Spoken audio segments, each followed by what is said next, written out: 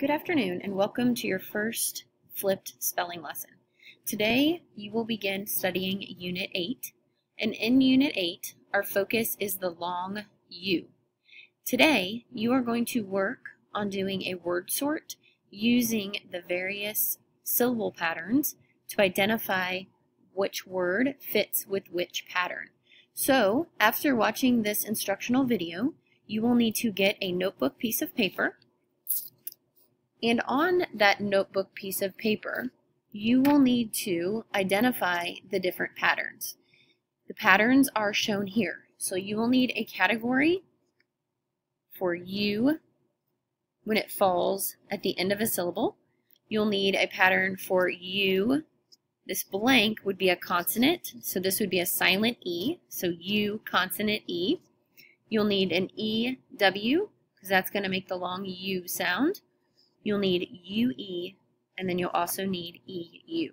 Once you have identified these 5 categories on a notebook piece of paper, be sure to leave yourself room under each of the syllable patterns because you are going to be listing your words. So we're going to try a couple here together.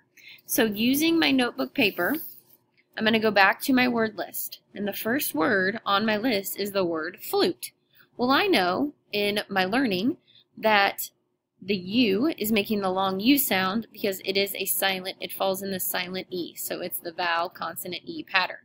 So I'm going to put the word flute in this category right here because it follows this syllable pattern.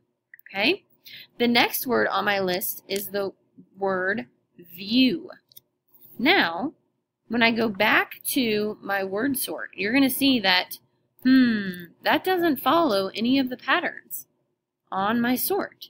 So I'm going to add a category down here that says non-syllable pattern,